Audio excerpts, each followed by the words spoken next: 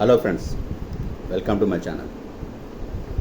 BRS నుంచి కాంగ్రెస్ పార్టీలోకి ఎమ్మెల్యేల చేరికలతో కేసీఆర్కు బీఆర్ఎస్ పార్టీకి షాక్ అనే వార్తలు గత కొంత రోజులుగా మనం చూస్తున్నది. అయితే నిన్నటి వరకు కేసీఆర్కు బీఆర్ఎస్ షాక్ అన్న వార్తల మీద సీఎం రేవంత్ రెడ్డి చేసిన వ్యాఖ్యలతో ఫిరాయింపు ఎమ్మెల్యేలకే షాక్ తగిలినట్టు మనం భావించవచ్చు. నా ఢిల్లీలో మాట్లాడుతూ చిట్చాట్లో కాంగ్రెస్ టికెట్ మీద గెలిచిన వాళ్ళకే క్యాబినెట్లో చోటు దక్కుతుందని సీఎం తేల్చి చెప్పారు. సో ఆయనే కొంతమందికి హామీలు ఇచ్చి మంత్రివర్గం తీసుకుంటా అని తీసుకొచ్చినట్టు ప్రచారం జరుగుతుంది. ఇప్పుడు తాజాగా సీఎం వ్యాఖ్యలతో వాళ్ళందరూ కొంత ఆత్మరక్షణలో పడ్డట్టు తెలుస్తోంది. నిజానికి సీనియర్ లీడర్లు కావచ్చు, లేకపోతే ఎమ్మెల్యేలు, ముఖ్యంగా సీనియర్ లీడర్లు ఏదో ఆశించే పార్టీలోకి వెళ్ళినట్టు తెలిసిందే మనం.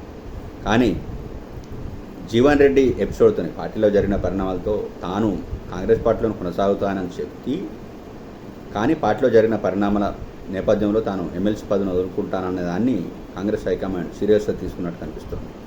ఈ నేపథ్యంలోనే పార్టీ సిద్ధాంతాలు, పార్టీ కోసం సుదీర్ఘకాలం పనిచేసిన వాళ్ళనే పరిగణలో తీసుకోవాలి. వాళ్ళతోనే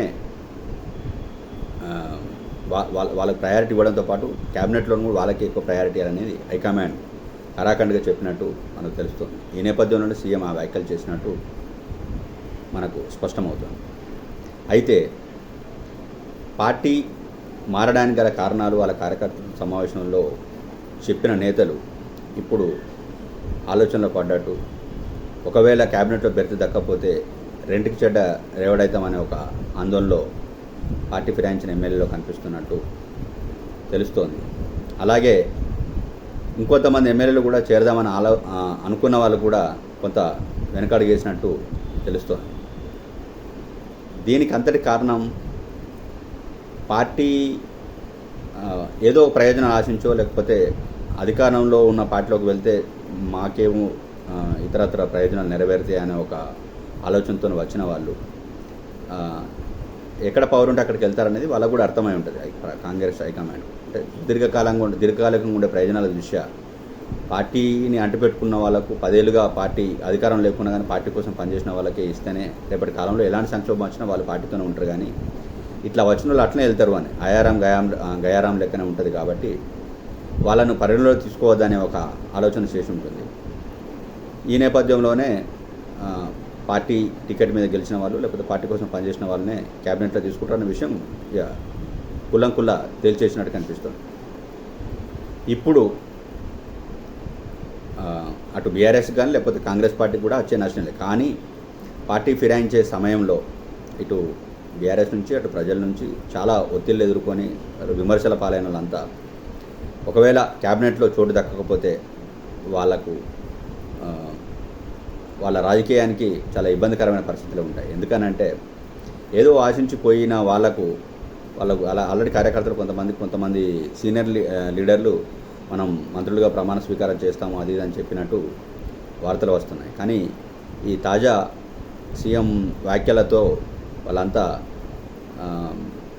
కొంత ఇబ్బందికి గురైనట్టు తెలుస్తోంది. ఈ నేపథ్యంలోనే జూలై మొదటి వారంలో 2వ వారంలో జరిగే క్యాబినెట్ విస్తరణలో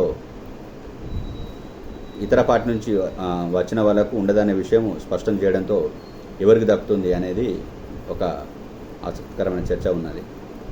2 జరుగుతాయి.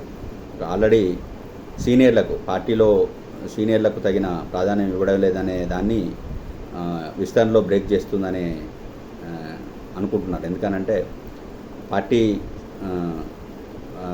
సిద్ధాంతాల కట్టుబడి సుదీర్ఘకాలం పనిచేసిన వాళ్ళను ఖచ్చితంగా పార్టీ గుర్తిస్తుందని ఒక సంకేతాలు ఇవ్వడం కోసమైనా వాళ్ళకు క్యాబినెట్లో బెర్తు దక్కవచ్చు.